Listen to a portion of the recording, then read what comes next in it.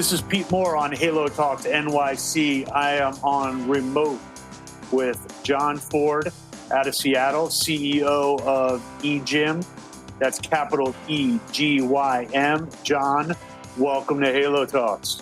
Thanks, Pete. So, John, I've known about you and your company for probably a short 15-ish years, so glad we finally got a chance to connect.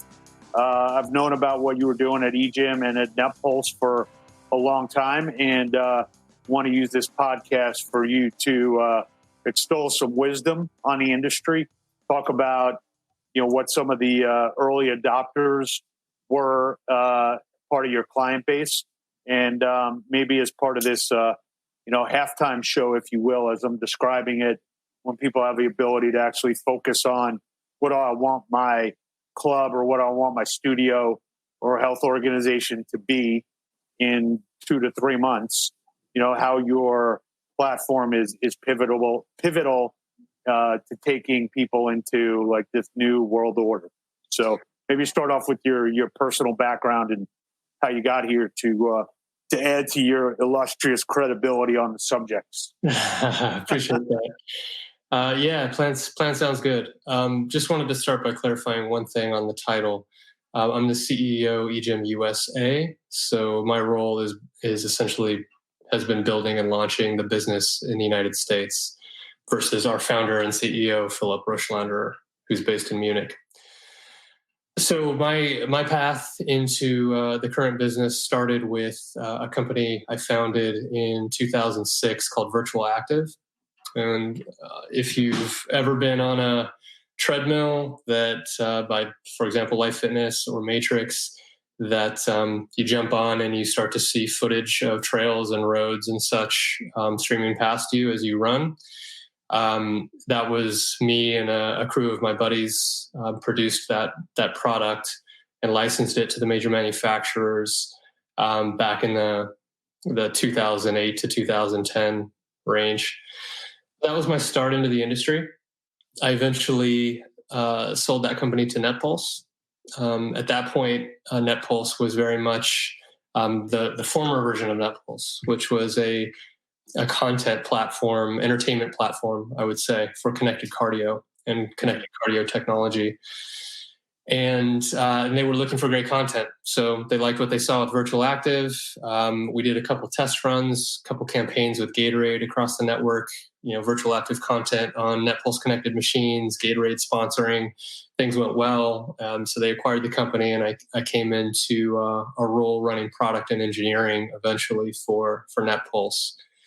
So I really built up a lot of the tech chops during that few years from 10 to 13, 14, where we pivoted the company to its current position as a leading mobile platform for gyms.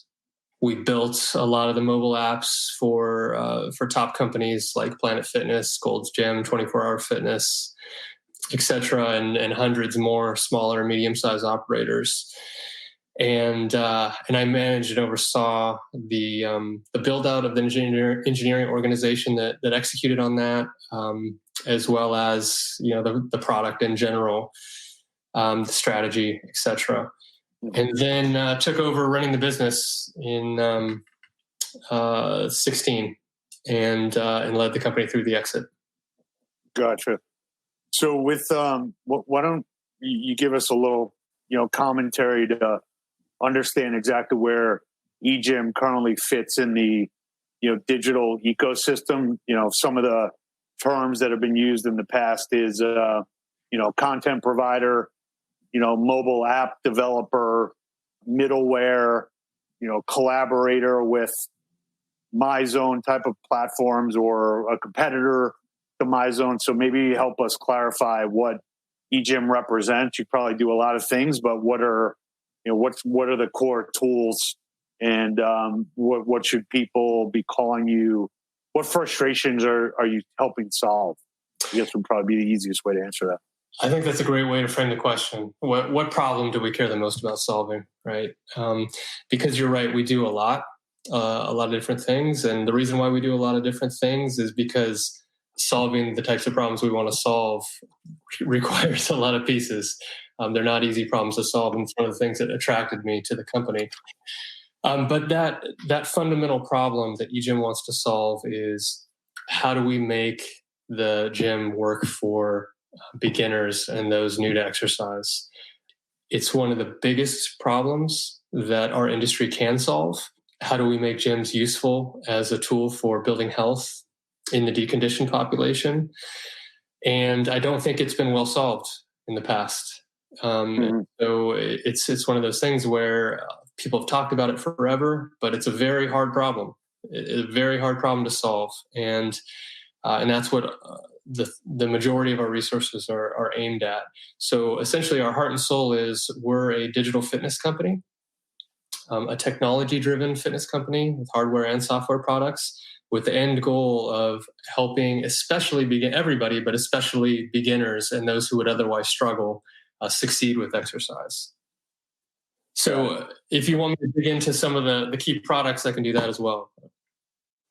Yeah, why don't we do that? Because I feel as if there's multiple vendors that are always trying to pick off, mini frustrations, but not necessarily from a holistic view. So my inclination is that working with eGym is a way to kind of cut through several vendors and let you guys take over like the strategic platform. And then if there's other things people want, they can kind of plug that in. But, that you guys are somewhat of I use this term like a trampoline into the digital space, but it's like you're a trampoline that somebody's jumping off of.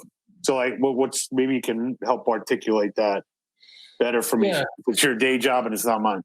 Yeah, absolutely. Let me start by covering what I would see as the two primary products that most people would be familiar with. So the first one is what people usually associate eGym with, which is the line of hardware.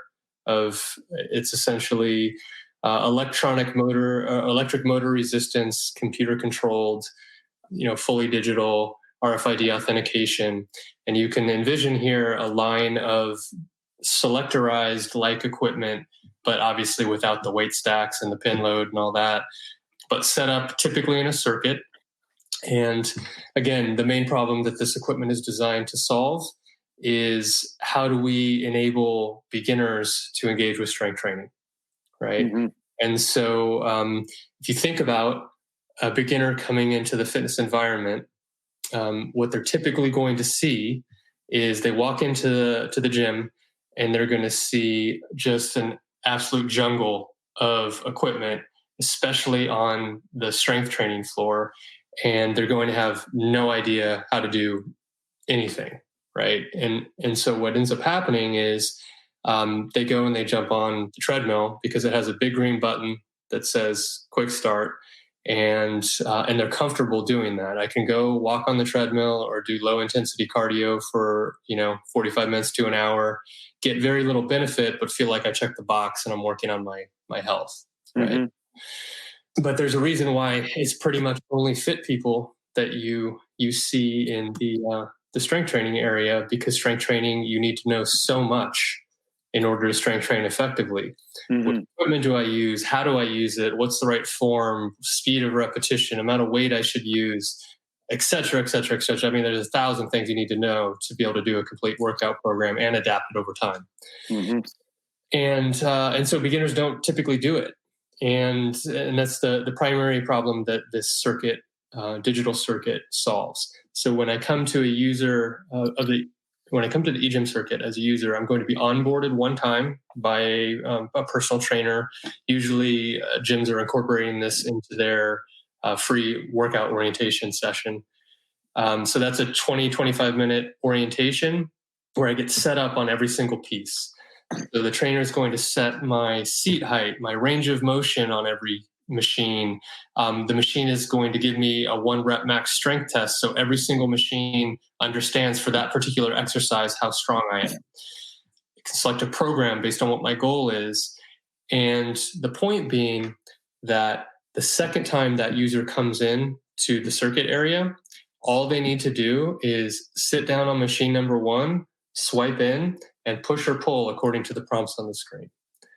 It's really, for us, for strength training to work with beginners, to get beginners engaged with it, it's got to be like that stupid simple. Right. And so if I can interrupt you for 1 second on the setup of the equipment with the eGym technology on it, is that something that if I've got a new club, can I order my equipment to have eGym come with it, or do I need to basically go and take my current strength area and basically eGymatize it? Yeah, it's not an aftermarket product in any way. So Okay. you would need to buy eGym strength equipment in order to implement this program. And it's not because we don't believe in integrated solutions. If you look at what we do on the cardio side, where we partner with three of the largest manufacturers, Life Fitness, Precor, and Matrix today, and adding many more of the smaller manufacturers, we're actually deeply embedding our software into their cardio machines such that you can get this same exact eGym experience, but for cardio with a single swipe personalized plan based on your goal, everything tracked, etc. So the approach with respect to the bespoke hardware is only out of necessity, because there's just not a way to create this amazing experience with an aftermarket product to the quality of experience that we think is necessary. Got it. Okay, that makes sense. Yeah. And so is the member then has their own code, so it's not like they need to bring anything with them except their memory of their ID code? It's RFID enabled. One other thing that we as a company generally don't agree with is typing in login information. Okay. We think that's one of the main reasons why the average adoption of logging into, for example, connected cardio equipment is low single digit percentage points, right? But you take that and you put it in a strength environment where someone has to move from machine to machine, it's essentially a no-go completely, right? If you imagine people in a circuit and every time they get up and move, they have to then sit down and log into the machine again, not going to work. Got it. And then as I looked at your site and what you guys are doing, and one of the keys of getting people, checked in without having to potentially interact with, swiping their key card, but you guys are big on the mobile side and the user interface and kind of white labeling that product. Is that accurate? That's right. That's the second category of product that I would say that the company is known for. So that would be like a lead-in for you? Basically, I'm giving you a nice lead-in to that? Yeah, it's a pretty nice lead-in for me. Thank you. All right, no problem. Unintended, but please continue. Yeah, and this particular mobile product, white label mobile product, is really seeing a massive influx of demand right now, given the current circumstances, right?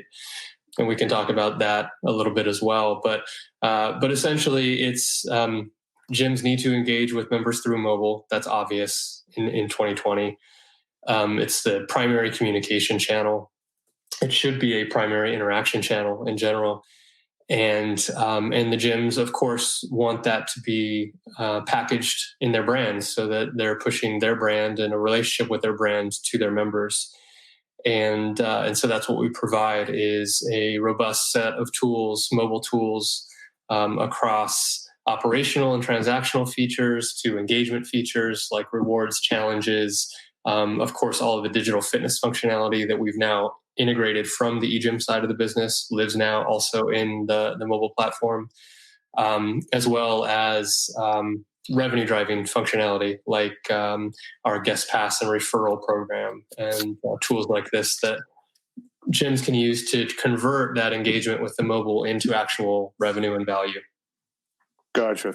Yeah. So if I'm on, say I'm on ABC Financial, or I'm on Club Ready, or Mind Body. So I've been a client of one of those companies for several years. They might have some feature or component or add-on. How do you interact with those companies? What's the relationship there? Do you have kind of like a clear path for someone to say, hey, I want my eGym mobile turned on? It's basically like I flip a switch and that API is going back and forth, or how easy is it to to tack on your technology. That's right. The membership management software companies, like the ones you mentioned, are very important partners for us. Mm-hmm. We can't enable, at least to the quality we would like, the operational features of the app, the transactional features of the app, class booking, class scheduling, check-in, these sorts of things, without integration to those systems, because they're the membership source of record, right? So we partner deeply with those guys, and we do deep integrations such that if it's one of our partners and you are a gym that uses that system, you can order your mobile app from us, and it's just a matter of configuring it. Got it. Okay. So in this new world order that we're about to immerse ourselves in, when we inevitably get out of this crisis, what are you hearing from prospective clients? What are you hearing from current clients that say, look, I feel like I've used, 25% of what eGym has to offer. I've got time right now during this halftime show to get my shit together and actually like fully embrace technology. So what are you hearing? What are you seeing? What are some of your top recommendations to our client base of health club operators and boutique operators to say, look, if you don't do these top three things, you are going to be, materially disadvantaged in August or September when the world changes and we're back to business. Yeah, absolutely. So I'd start with digital. If you didn't think that digital was important before, you were already probably in the minority. But now I think what's happening now is bringing the rest of the market on board with an understanding of how important digital can be for your club. A lot of that, of course, is being driven by our ability with eGym Mobile to power remote workout programming for customers and allow them to maintain a relationship, some justification for some level of continued billing, etc. And I think, given the downtime, that also allows us to talk to these gyms that haven't previously had mobile. Of course, their urgent need is I need some remote content, right, that I can distribute under my brand to my members. But then they learn about the other things that mobile can do as part of that process, and I really think it's going to be a huge accelerant for digital for the rest of the market in general. Mm-hmm. And I think I started with that one, but it's probably the most obvious one. I don't think anything there is going to be shocking for anybody who's watching. But the next one I think is maybe a little bit less obvious, which is we are strong believers that when we come out of this, there's going to be essentially what we call internally a January 2.0, right, or a super January. Mm-hmm. And this is the result of a couple of different factors. One is there are going to be a significant number of fitness businesses that simply don't survive this downturn, right? Mm-hmm. And that is going to release into the marketplace a lot of homeless fitness members, right? So clearly that represents in itself an opportunity for those who are stronger and remain, right? The second piece is we think that there is going to be a general increase in awareness of the value of health and fitness. If you look at what experts are saying about coronavirus, there's a couple important pieces for our industry. One is that experts are saying this is likely to not go away. This is something that's going to be either seasonal or have a significant number of resurgences over time, etc. And one of the consequences of flattening the curve is that we're preventing a lot of the population from getting it, which means there's still a lot of vulnerability for resurgences of the disease. We're also unaware of how long immunity lasts once you get it or what kind of immunity you get.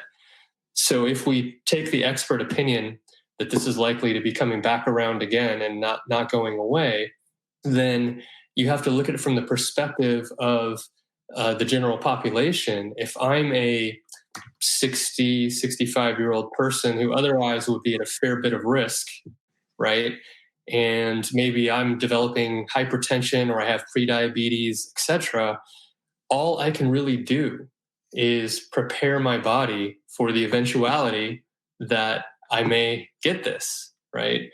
And fitness is a primary intervention for nearly all of the top underlying conditions that lead to mortality from coronavirus.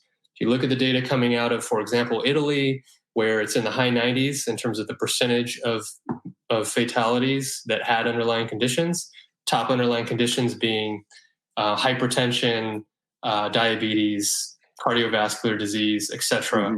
All stuff that you can directly impact with fitness intervention. So we think that there's going to be a huge opportunity for fitness to capitalize on the new reality, right? But I'll say that there's a caveat, in my opinion, and that is that the types of people that are going to be coming into gyms in this new surge, similar to January, are going to there are going to be a lot of beginners and who are not experienced exercisers. And I think that what's happening with Corona is just going to amplify that effect even further, right?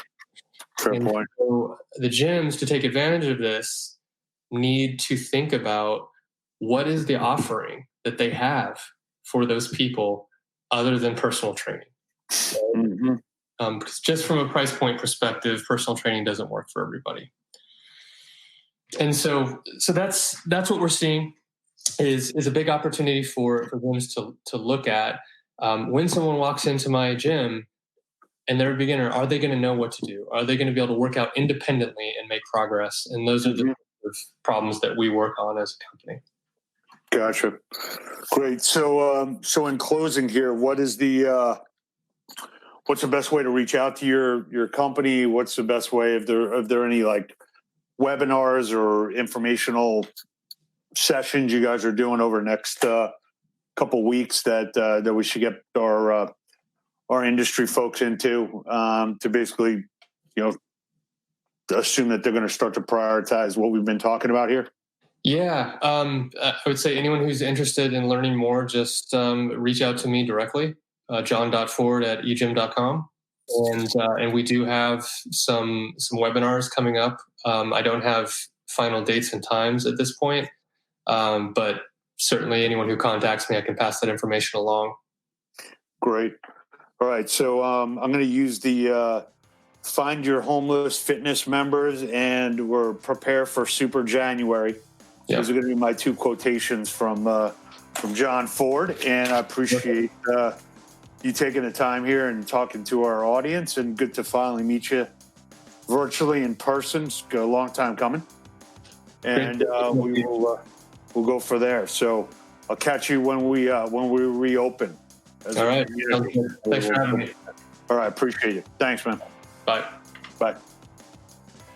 This is Pete Moore. As you know, I am a big believer in personal development. I got a time-saving opportunity here for you, recommending Dan Millman's 4 Purposes of Life. Go to audible.com/Halo Talks. You want to register there, get a free audiobook. It's $14.95 a month thereafter, giving you things that I do to make myself better, and hopefully it makes you better. Go Halo. Let's play to win.